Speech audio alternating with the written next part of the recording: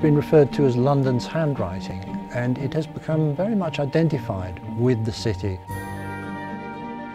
They see, live and breathe it every day, but I don't think people actually realise the background and the heritage behind it. I'm very proud of how far we've come and what we've learnt along the way. The permanence of it is exciting. It feels like all the work involved into getting it to that point is worthwhile. As a family, we're thrilled. It's so encouraging to feel that he isn't forgotten.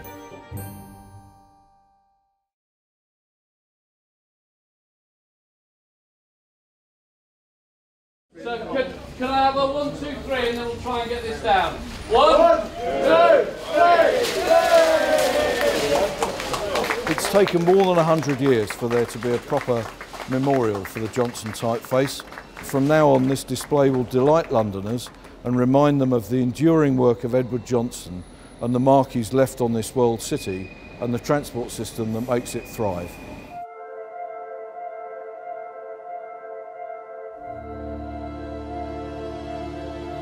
My grandfather wasn't a designer. He wasn't a type designer. He was a self-taught calligrapher.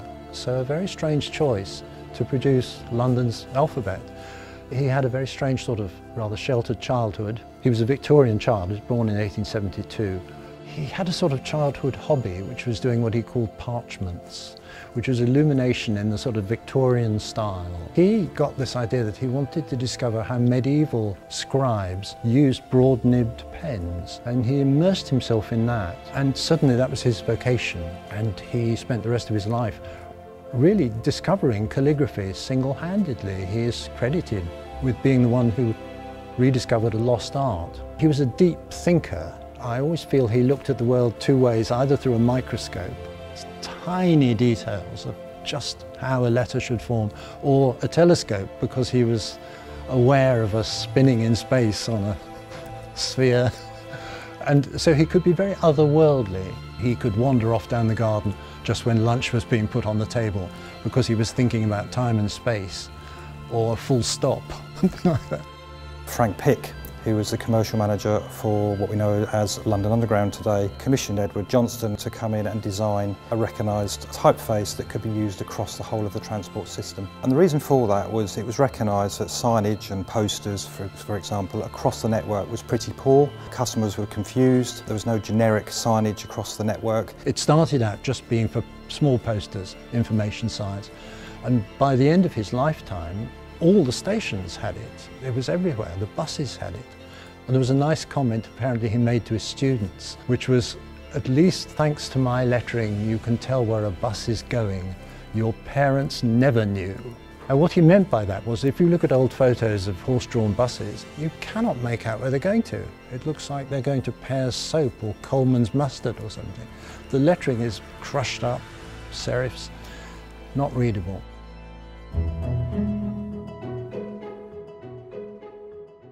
What Pick said he wanted was a modern letter form that would draw on the past but look modern. That was what my grandfather produced for him, based very much on the lettering that you find on Roman buildings. A very balanced, very calm letter form. And then it gradually did get used for signage, wayfinding, and that all seemed to work. And so Pick obviously liked that. And then asked him to look at the roundel, which was known as the bullseye, the logo, which is a solid red disc with the name written across it in rather lumpy letters. And what my grandfather eventually produced was a hollow ring with lines around the edge and his lettering on a very carefully constructed sort of bar in the middle. So the proportions, it was all about balance and proportions.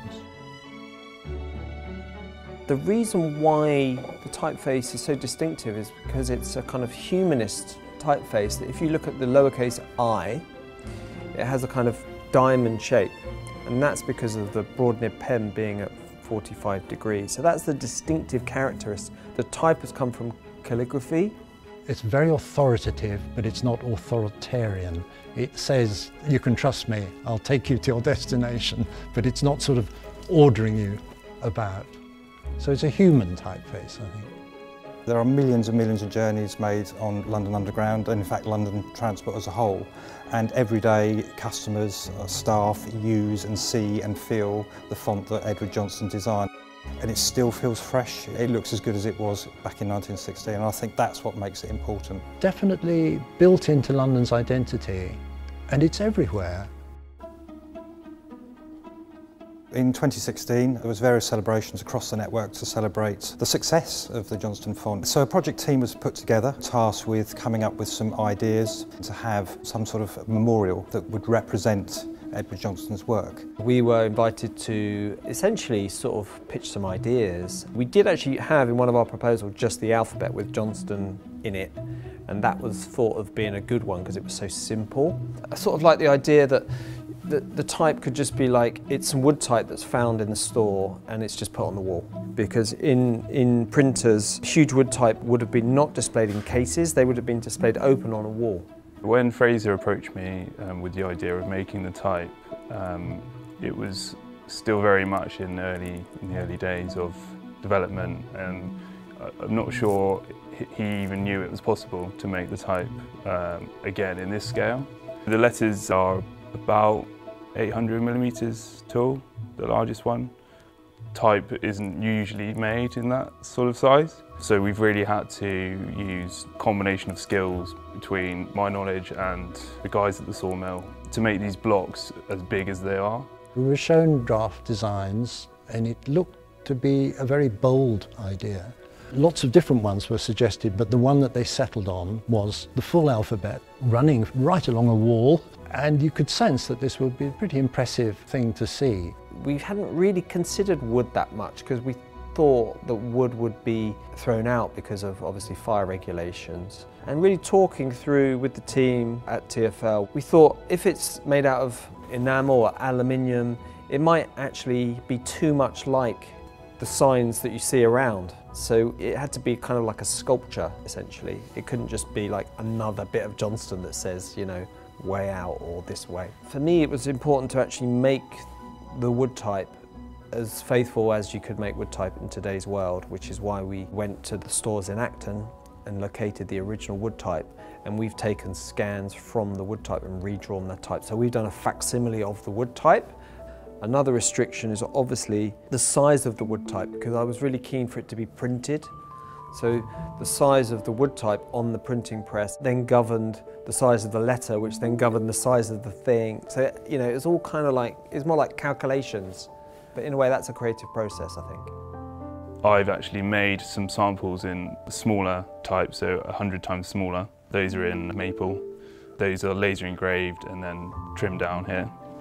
Then I've approached the local sawmill and we've come up with a process of making very large slabs of wood that will prevent warping or any other sort of changes in humidity, etc.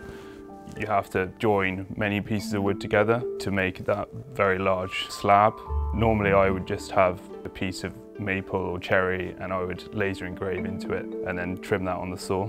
But in this process we need to make these very large slabs first and then mill them to the specific type height, 0.918 of an inch, and then have them sanded and then CNC engraved.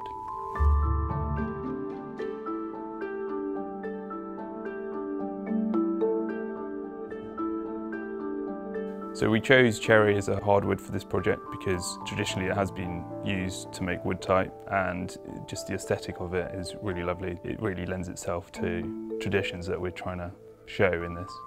The type will be printed here before they go on the wall, and this is to produce a series of posters with the original type on, and also give the letters a sort of aesthetic of being used and actually showing them that they are actual printing type. Obviously installing wood in an underground station is quite tricky in terms of meeting certain fire regs, etc.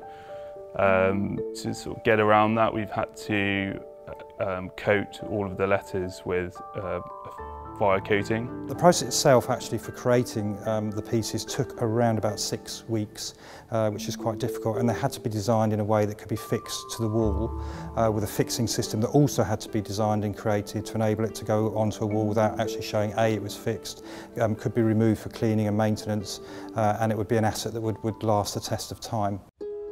Farringdon was chosen mainly because the actual piece is rather large. It's around about sort of 50 foot long, and so we needed a very long wall to place it on, so it's quite a big piece. But also Farringdon in the past had a lot of printing works. A lot of the printing for the city, for example, was done in the Farringdon area. And obviously for the future at Farringdon, we've got the Elizabeth line coming into there. We have Thameslink, our colleagues of National Rail, and it's a really big interchange. So it's felt as a really appropriate location to place this memorial. The other area of it, which is also quite challenging, was actually fixing it to the wall. Farringdon Station itself is a listed heritage building, so we had to work quite closely with the local borough to ensure they approved where we're going to fix it and how we're going to fix it to the wall. It was actually a smooth process thanks to our project manager, Tom Rook, who worked with me actually in the sort of later stages of the project. He sweated and toiled over various nights, a few days before actually, before the unveiling of the memorial, but we were able to work with our engineers and our suppliers to fix it. It was done within about 2 nights, which was really good. Quite difficult, drilling into quite thick brick, but as I said, the suppliers are absolutely superb. There's a frame behind the type that they kind of slide onto, which again, that was actually probably the hardest bit, deciding how that frame works and how that's engineered. I think the biggest sort of risk for us was damaging the piece, so making sure that it went up and was undamaged, which worked particularly well. My feeling is what I wanted people to get out of it is that it's a curiosity. It's like, why is there an alphabet on the wall? Why does it say Johnston?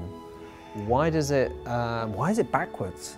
I think it is very appropriate, yes, because it's very tactile, which reflects my grandfather's character, I think.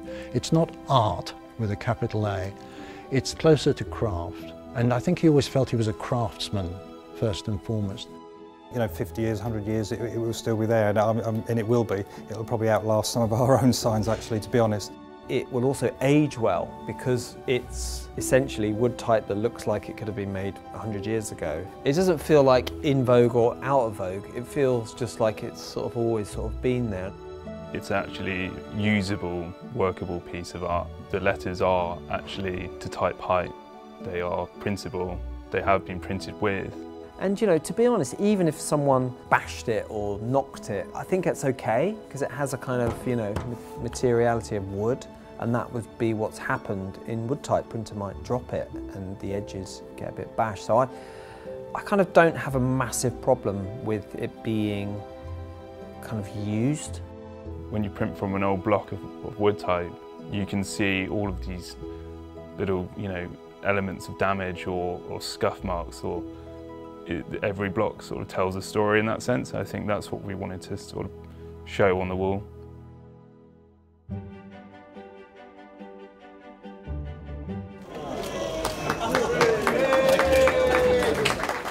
It had been 6 months of real hard graft to get it to where we got it to, and I have to say I was actually incredibly emotional. I felt really proud. I felt proud to work within such a fantastic team within LU, helped us deliver it. It was a very difficult project to do. To actually see something that had had so many years of work spent on it with so many colleagues, to see it actually finally on the wall completed was probably the highlight of my career, if I'm brutally honest.